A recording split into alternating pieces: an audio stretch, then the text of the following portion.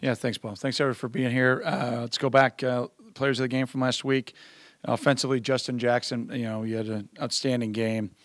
I thought the O-line paved the way for him, but I thought he really played well, made some nice runs after contact, and he's going to be really challenged this week, but I thought had a really solid game.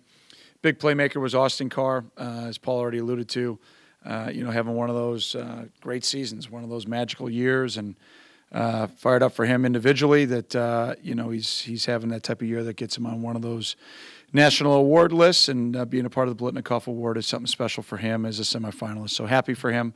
Defensively, Montre Hardage, it was our defensive player of the week. I thought he had a really good game. 2 picks, 2 PBUs, was really solid in coverage all game. A big playmaker was Anthony Walker. One of his more consistent games. Still left some plays out there, but I thought played really solid. And then kick game-wise was Trey Williams, a tackle and a caused fumble on the kickoff team. Practice players were Chad Hanaoka on offense, Danny Kubiak, who's actually a quarterback that we've had playing a little bit at DB. On defense, Danny did a great job last week, and Jesse Brown in the kicking game. Austin is having a great season. Looking forward to the game and moving forward. He's 12 touchdown catches. That ties him with Dwayne Bates. Dwayne's got a pretty special place in my heart, and it's some pretty rare air to be up there with that type of production. Justin now going over 1,000 yards for his 3rd straight season. That's outstanding by him, and happy for Johnny Moe to get freshman co-player of the week. He had a really good performance.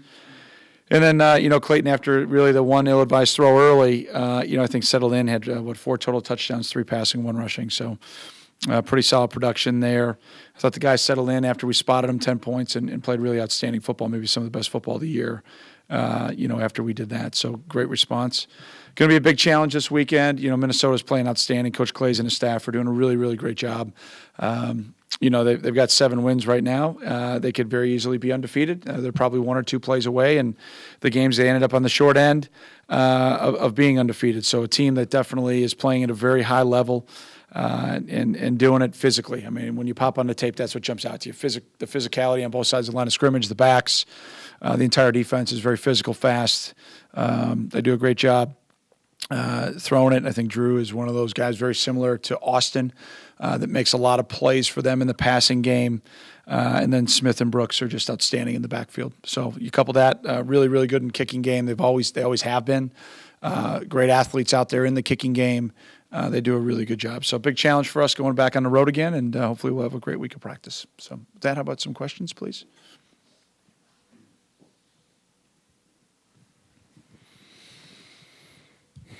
Can you go over this story a little bit of Austin Carr, is how he got here and what, and how he got to be such a dominant wide receiver that he's been this year? Well, he applied to school, was accepted, and then called us saying, "Hey, I'd like to try to walk onto the football team." We really didn't know who he was, so we did a little quick research, and video-wise, he, would have been we categorized him as a great walk-on, a guy that probably should have been a scholarship player. Maybe at the lower levels out of high school, but that didn't happen for him in recruiting, and you could probably ask him why. But showed up and just went to work. He's been a terrific attitude guy, great work ethic early in his career, really, really effective and efficient in the kicking game. Not a return guy, but a guy up in the front lines and the other return teams, and just waited his turn, and he's worked diligently and now just really been consistent throughout not only this year but also last year. And, I think his play and his improvement is a direct correlation to the play of Clayton, and I think they've got great chemistry and doing a really good job. Is he a music major? No, I don't know what his major is. Paul, do you know? Paul will look it up and get it to you here in a second. No, Ray, you want to close? Ray, can you close that door? I don't know. He's a lot smarter than everybody in this room. I'll just say that. So, I mean, outside, except for maybe you, Skip, but outside of that, we'll go from there.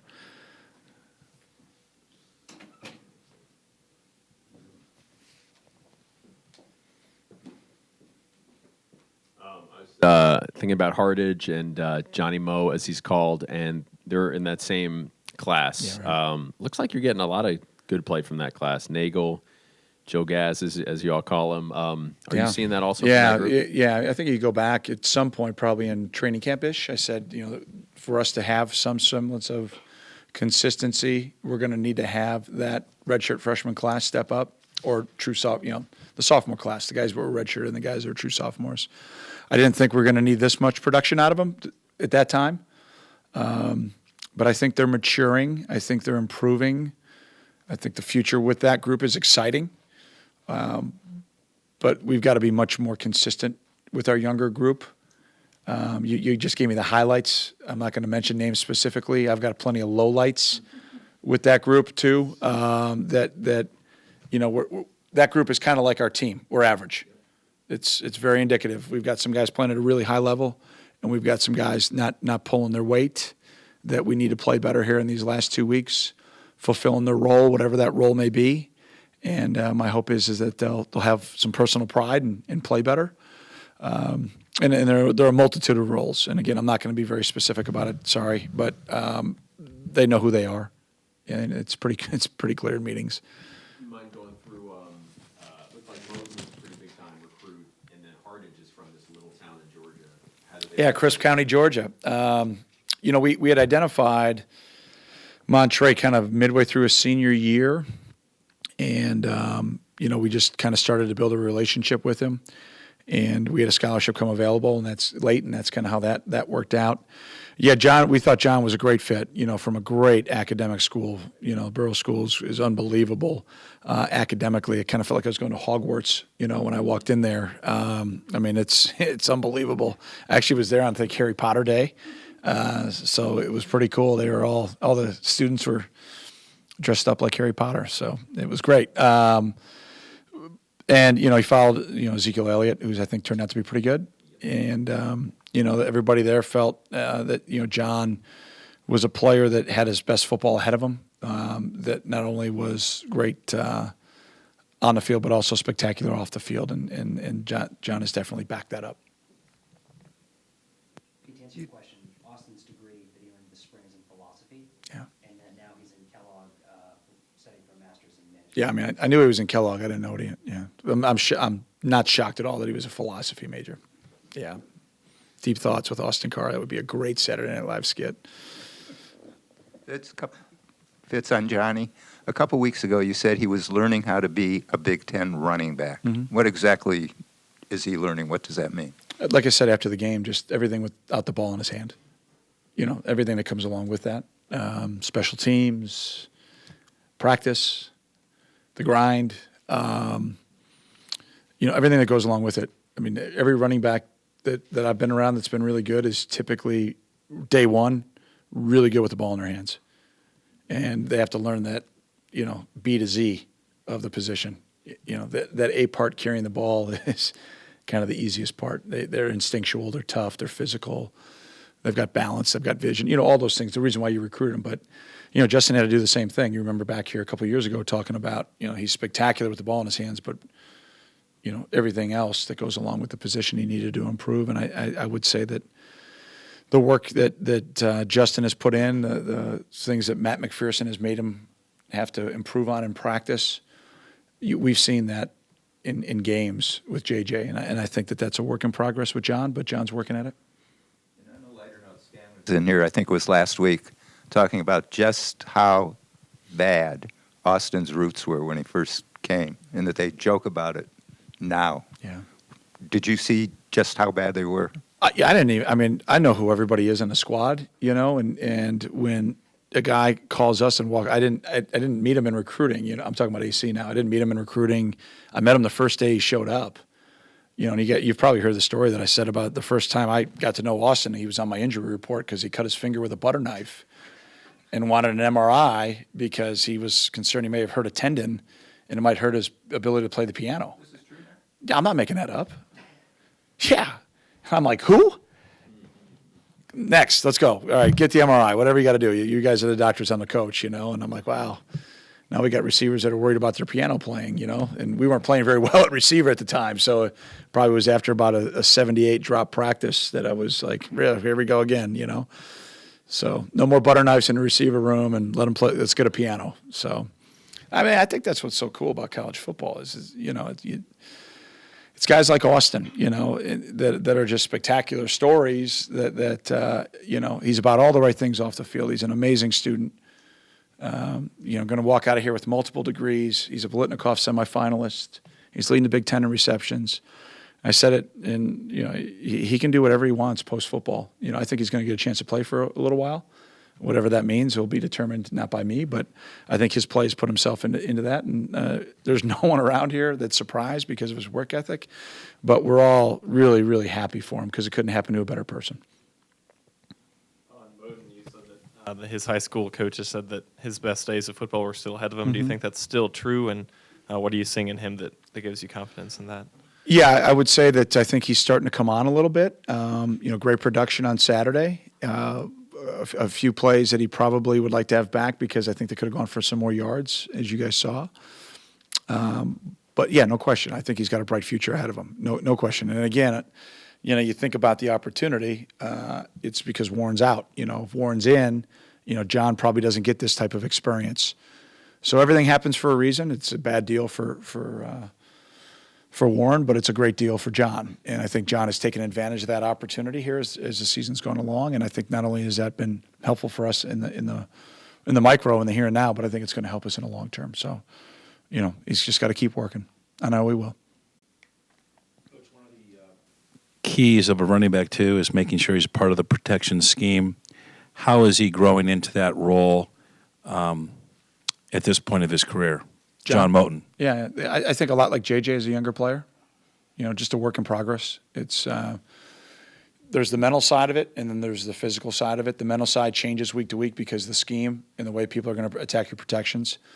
And, I'm not sure he had to do that a whole lot in high school. And most backs don't, so it's not anything negative towards this high school. Most, if not all backs, are not involved a whole lot. They go like to the right or to the left.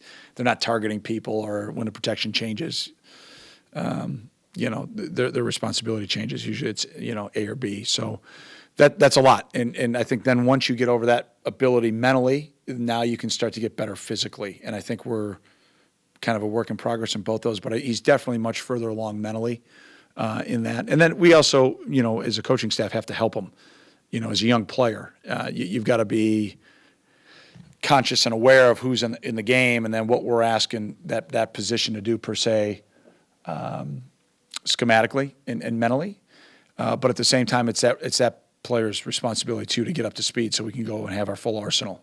So that's a long answer to a short question, but I think that goes back to how I was answering Skip. I think he's a work in progress, but he's working really hard at it. Coach, as a runner, what does he maybe do differently than Justin that gives you a sort of change of pace? I think maybe they're more similar than different. First of all, I think their biggest difference is experience. Obviously JJ's a 3-year, 1,000-yard rusher. It's, he has another year and a half like that. We'll be putting statues out there in, Jackson Avenue that we've already named after Justin. So, it's one of those that, you're talking about one of the best backs potentially in Wildcat history here with a handful of games left this year and a whole season next year with JJ. So, I think the comparisons are that I think John reminds me a lot of JJ as a younger player. Just tough. He's gritty. He's got a lot of want to. I think he runs with great vision, and I think his balance is really solid. Catches it well out of the backfield. He's learning how to become a complete back in all aspects of that. Teddy's question with blocking, catching all 9 yards, and also in the kicking game. So I think they're very similar as younger players, but a little different just because JJ's experience. Somebody stole that Jackson Ave street sign too. Whoa. How much incentive does the bowl eligibility give to the team? A little extra incentive for this week's game, or is it just another game? Oh no, it's not just another game. It's a huge challenge. It's a Big Ten road game. These things are hard to win, and we're going up there for their senior day, and their seniors have been through a lot. And I'm very impressed with the way that they're playing, the way that they've always played, but really impressed with this team, without a doubt. Yeah, absolutely, it's a motivator. I think, you go back to earlier in the season, and we don't start the way we want to. I'm sure the noise was, really negative, and the only guys that were going to get it fixed were going to be the guys in the locker room. And I think to get to the postseason, albeit not the ultimate goal from a standpoint of on our goal board, it still gives you an opportunity then to do something that's only happened here twice in our program's history, and that's to win a bowl game. So we don't hide from those things. We don't shy away from it. And yeah, it's a huge motivator, no question. And we're running out of opportunities to get to that point. So, you heard the guys after the game. We talked about it last week. We're in kind of a playoff mentality. You got high school playoffs going on right now. We're in the semifinals here in the state of Illinois, and I want to wish all those teams good luck as they try to get to a state championship on Thanksgiving weekend. But we're in the same mentality. It's win or go home. And that's your back's against the wall, and you got to just focus, be disciplined, and execute in those situations. So, gonna be a big challenge on the road. Coach, I'm curious about Ruby's story. I'm sure you've talked about it before, but how did he get on the team? And then just can you describe what he's meant to this team while he's been a member of it? Yeah, well, Tom's an American hero. I mean, it goes without saying. I mean, and you guys probably have plenty of quotes for me on that, but I mean, he's a special man, and again, not a yellow brick road story. And you can probably talk to Tom about all the backstory, but was through a lot. Enlisted, and he can give you all the backstory on that. Goes through, you could argue, the toughest challenge any man could ever face to become a SEAL, in our country, and then goes and defends our freedom. And, incredibly thankful for his sacrifice and dedication and his families. I mean, I can't describe that into words, and I'm not going to get emotional up here. I think you guys know how I feel about our military, and to have the privilege to be Tom's coach has been really special. We started doing some training with the SEALs, and they're now called APG with Chief Stella. And through that, I got introduced to Tom. Tom was still in the Navy at the time, and kind of said, I want to walk on. I want to come be a part of the team. And I said, great, you need to get into school. And if you get into school, give me a call. And he got into school like only a Navy SEAL could. So you can ask him about that story too. And of course, we were going to have a roster spot for him, without a doubt, wholeheartedly. And he walks onto the program, and we've had him do a lot of different things role-wise. And then, unfortunately, in spring practice, injured his knee. He was finally cleared medically to participate last week in practice, and then we were able to get him into the game on Saturday. So that was really special. That was really a special moment. Again, not trying to rub it in on Purdue. It really had nothing to do with what we were trying to do there at the end. It was bigger than that. It was giving an American hero an opportunity to score a touchdown on college football, which would have been just absolutely ridiculously cool. But it ended up not happening. But I think it was really cool how his teammates honored him at the end of the game. I think that's a moment that I'll never forget the rest of my life, and I hope Tom never forgets it either.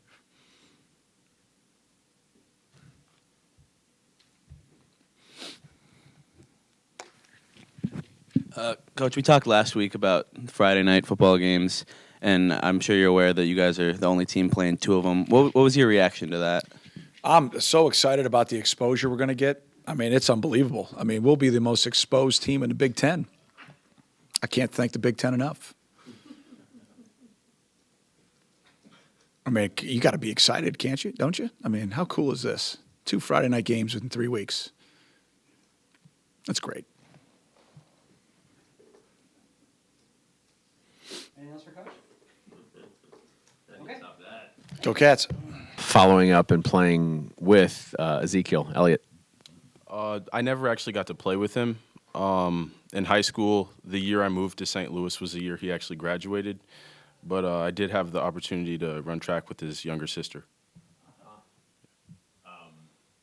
Is he a guy who everybody still talks to about when you were there and he left? Or? Yeah, he's a hometown hero, definitely. You guys have any similarities? We both play running back and both love football. Thank you. How about in terms of running style? I don't know. He used a lot of the athleticism that he had from track, and I mean, I guess we both do that. I used my speed. He used his vertical abilities, as some would say. But yeah. What's his sister's name? Layla.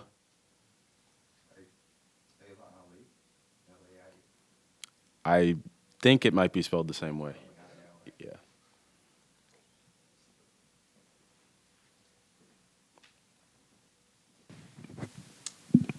John, did you find yourself doing anything differently that allowed you to have a big game on Saturday, or was it just taking advantage of your opportunities?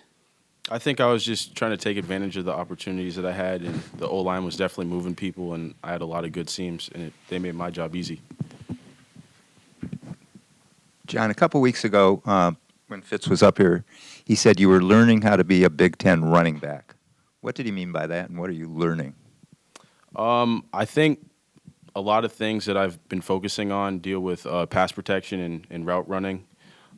Coach Mack usually talks about when I don't have the ball in my hands, what am I doing? And I think he's definitely right when he says if you can do everything well, not just running the ball, that's what makes the big difference. Did you do any of that in high school? Pass pro or?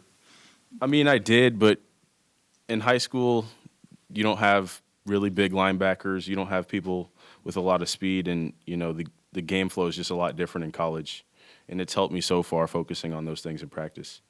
And Tommy, last week the line did not have a good day against Wisconsin. How does that affect you in your preparation last week? How did that affect you? Yeah, absolutely. The offensive line's a group that takes a lot of pride in what we do and being a unit that gets the offense going. So we took it personally that we weren't able to make things happen on offense. So I think our preparation, we had a little extra edge to us last week in practice, and just came out, had a little extra fire. And I mean, I think you saw that with the way that we were coming off the ball a little bit harder and finishing our blocks. And yeah, so we knew that to get the offense going, we had to get going first. Tommy, what do you see in this guy when he runs? A lot of speed. Also a guy that hits holes and makes the most of everything we can open up for him. And it's tremendous. I mean, we were thrilled with the way he played. And, I mean, it's exciting to see the punch we can throw with Justin and then John in there and the way they complement each other. And, I mean, again, it's just makes our job so much easier, makes us look better when someone just makes the most of everything we can open up for them. So, John, you guys moved to St. Louis from where? Was it? And it was early in your high school? Yeah, well, I moved around a lot growing up, and prior to living in St. Louis, I lived in Fairfield, Connecticut.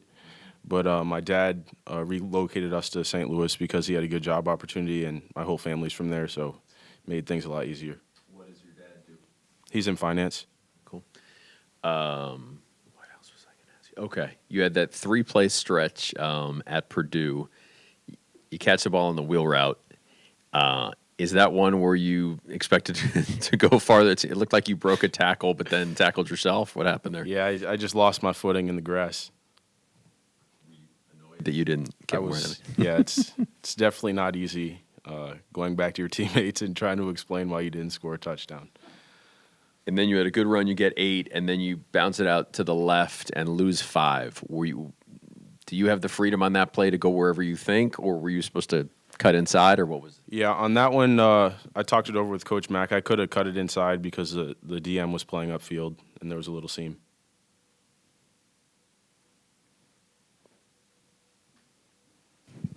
Tommy, looking at the film from the run game on Saturday, it looked like you and Brad and the other guys were doing a lot of pulling on the offensive line, going out for the stretch runs. Is that something you enjoy doing, and is that something that you've worked on throughout your career?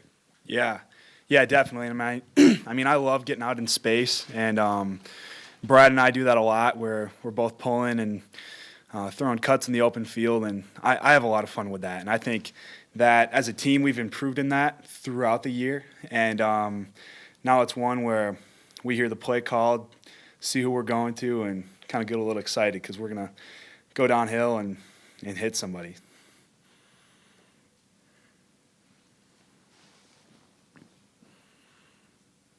After the 0-2 start, a lot of people probably were a little skeptical about the fact that you guys could make a bowl this year. Is that bowl thing now that it's very close, is that a little extra added incentive for this week?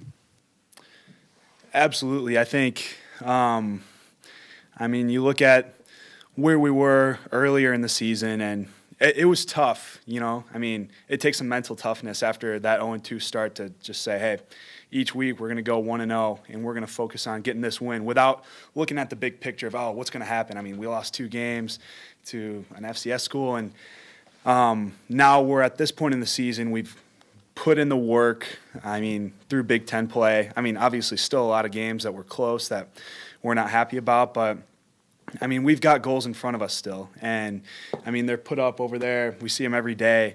and making our bowl game in the postseason, that's pretty special, especially for the seniors. I mean, we've got a tremendous group of seniors, and we want to see them go out the right way. So us as underclassmen have to just be fighting as if we were seniors. I mean, Danny Vitale one time said last year, like, freshman, you got to play like you're a senior. It's like as if there's a sense of urgency that this is the last time you might play football. So we're looking forward to the postseason, but we've got to get a win this week. And so it's taking the same mentality that we've taken all season, is 1-0. And it might sound kind of cliche, just something the coaches say, but it's a real thing. And that's a very important facet of the mental toughness that we have to have here.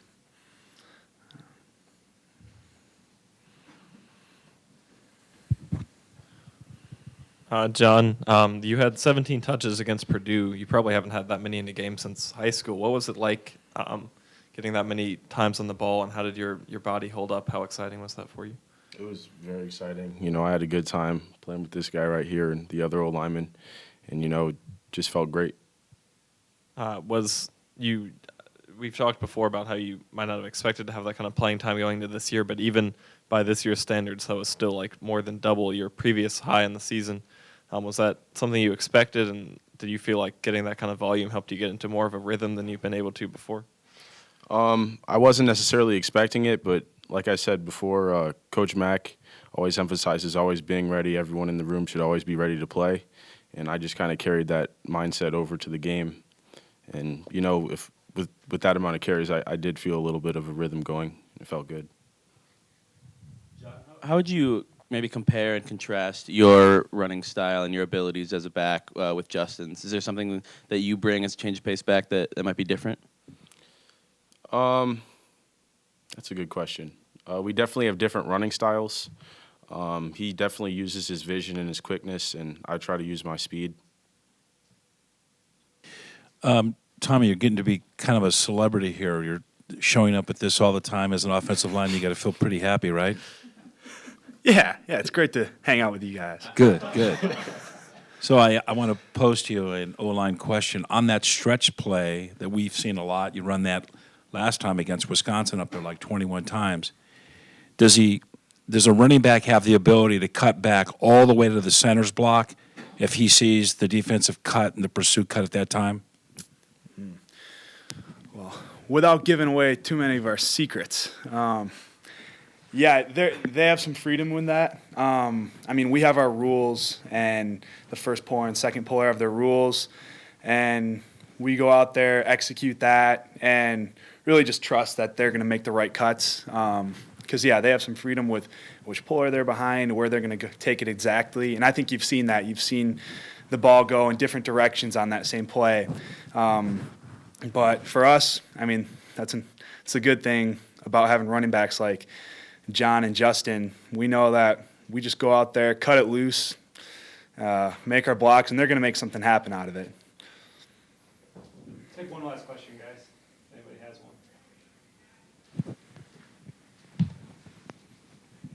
one. Just for both of you, what was it like seeing Ruby get in the game at the end there, and what has he meant to you as a teammate? That was an unbelievable moment. You look at Tom and a guy that has done so much for our country, and especially on Veterans Day weekend. I mean, yeah, that was just so special because you think about the men and women of our armed forces and the sacrifices that they put in to enable us to do something like come play a football game on a Saturday.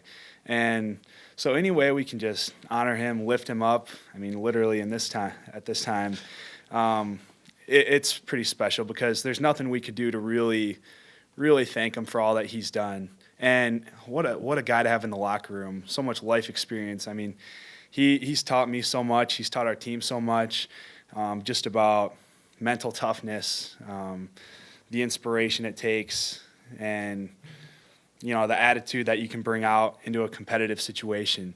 He's just a tremendous person. We're fortunate beyond measure to have him in our locker room.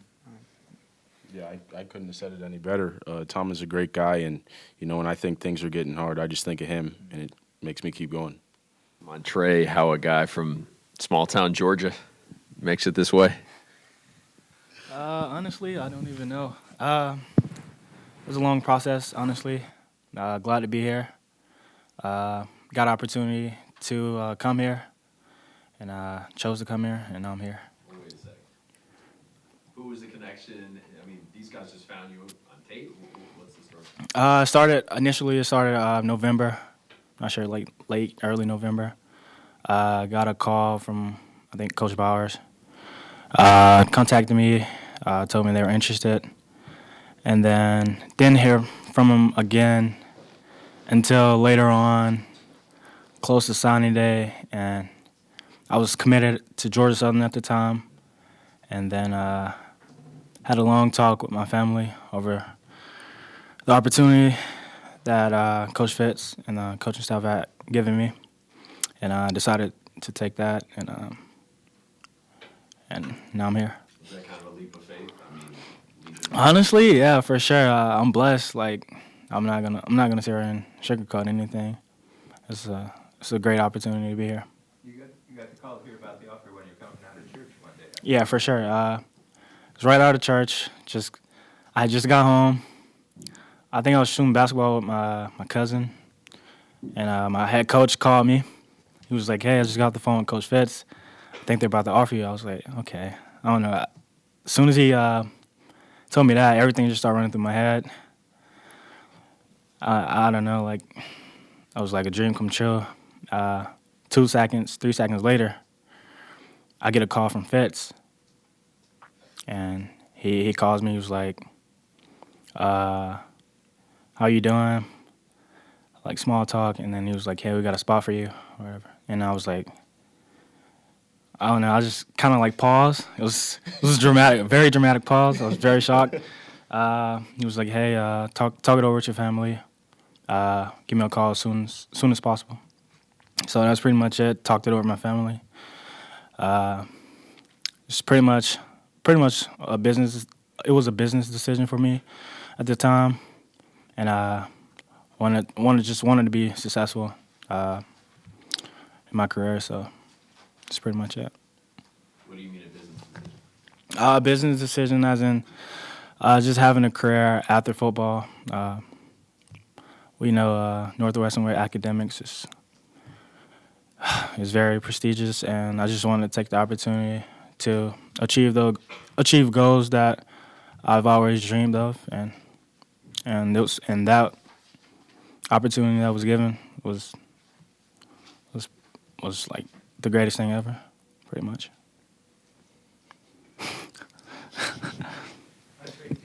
Can you compare yourself now to the way you felt in the first game you started this season, as far as trusting yourself, as far as thinking, reacting, and not thinking? Yeah, for sure. Honestly, coming in, first game of the season, nervous, got butterflies everywhere, trying to figure out what the receiver is about to do in front of me, like just trying to make sure I get the calls, trying to make sure my alignment is correct. So yeah, it was pressuring. It was overwhelming at the time, and slowly but surely started getting more comfortable, started trusting myself, and started watching more film thoroughly, and just overall started to become more comfortable with the position, and just playing fast and playing for fun. You make those interceptions week one? Week one, for sure. If I would have got the belt, the bar call, I should have got the bar call. I would have got the interception for sure. Yeah, for sure.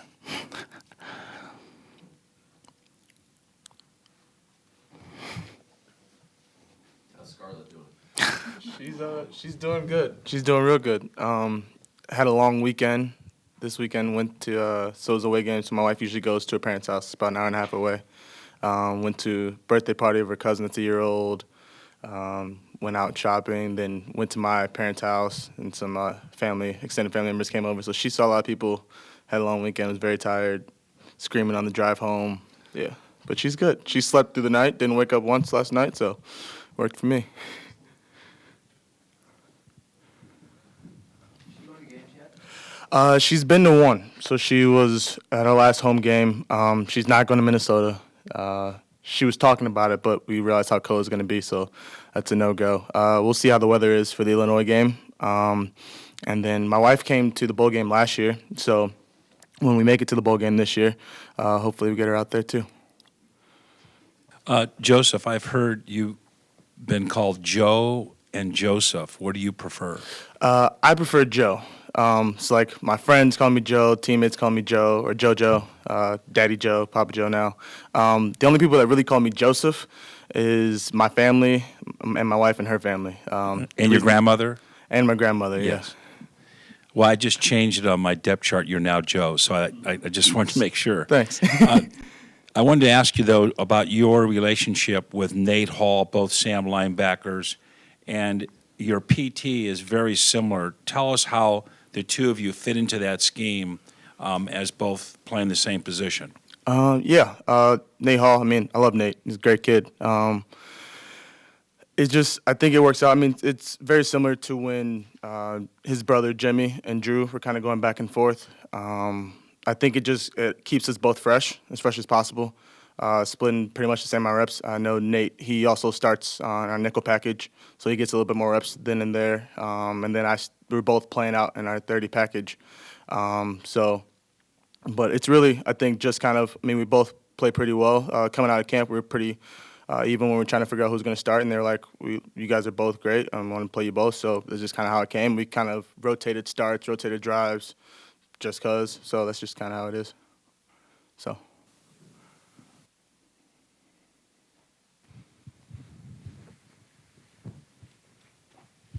You guys have kind of come off the canvas after starting 0-2 this year. Now you're very close to getting to a postseason. Does this give you a little extra added incentive for this ball game Saturday? Yes and no. Obviously, as always, we want to win. That's regardless of us being one game away from a bowl contender versus us having won every single game so far in the season. Obviously, especially for the seniors, we want to obviously make it to a bowl game, keep the season alive as long as possible. And so obviously to do that, we have to win one more game. We have two more opportunities. Obviously, we'd want to win both of them, starting with this week. But I wouldn't say potential of making a bowl game makes this game any more important than it already is. I'll say for us, or our DBs in general, we just want to go out with a positive note. So we are collectively as a defensive group, we just want to play hard, play physical, and play until the end.